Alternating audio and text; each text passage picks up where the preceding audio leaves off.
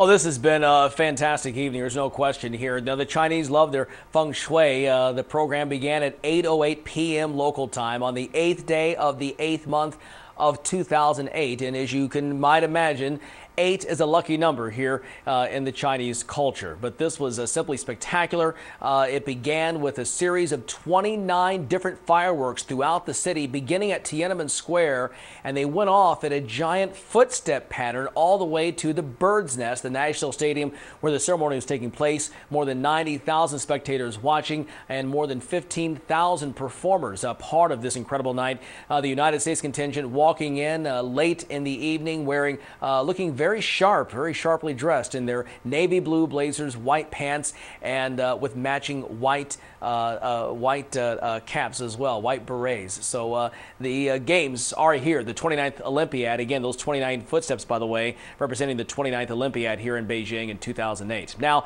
you can't come to a city like Beijing and not attempt to taste a bit of this city's rich history, and so I set out to do just that. Right now, we're here at the Media Center. 6,000 media members live here. We'll live here throughout the games and later for the Paralympics in September when they come along. But right now, this is our home away from home, and it's been good to us so far. So let's go out, see the city, show you what we do behind the scenes to get ready for the games, and then we'll let the games begin.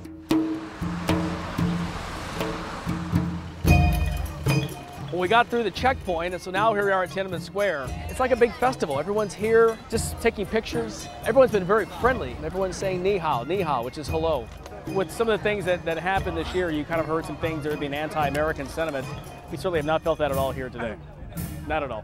Why would you want a picture with us? You feel very fresh. Well, I tell you, it's very humid. I don't feel very fresh right at this moment. It's very warm. Can you look over the Thank you. Oh yes, you're welcome. Those people that took pictures with you, they saw your athlete. They saw your athlete. They think I'm an athlete? Yeah. Boy, are they mistaken. That's why they take pictures with you. Oh, really? Yeah. Well, I thought they watched CNN. They didn't watch. Oh, they don't care about CNN. They saw your athlete. Really? Yeah. Oh. Okay. Let's keep going.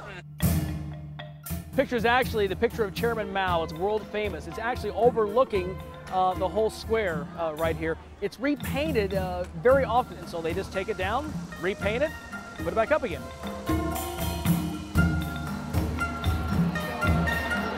Now we're here in the Forbidden City. Right through that gate is the Forbidden City. We're about to walk in there. But first, the one thing I never thought I'd ever see at the Forbidden City, a basketball court, complete with AstroTurf for a court.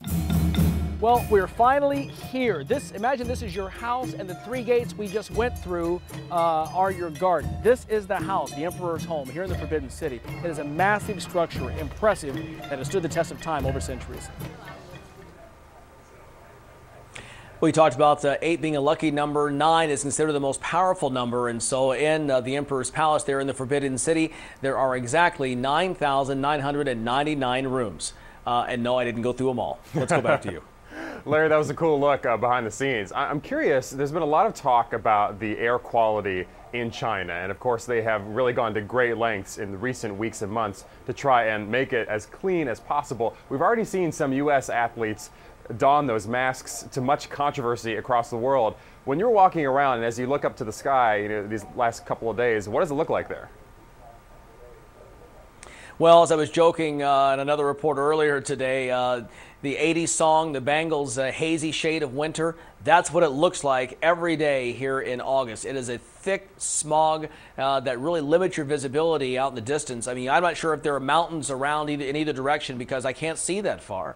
I don't know if the pollution is going to be a problem. We'll see as these games go on and as some of the events that are outdoors and those athletes, if they are affected, but certainly everyone will be affected because everyone is here competing in the same air. The humidity is very thick. I've covered major golf tournaments where the temperature was well over 100 degrees. In Athens 4 years ago for the Summer Games, we were on a rooftop, 95 degrees every day with no rain. This humidity is much worse than anything I've experienced before. If you're outside walking for 3 minutes, you're going to be dripping wet. So staying hydrated will also be a key for these athletes. Reggie? Well, as you proved to us, you don't have to be an athlete to feel like one. in Beijing, because obviously the Chinese That's right. think that you're a famous athlete from the U.S. And I guess, take the celebrity either way it comes, right?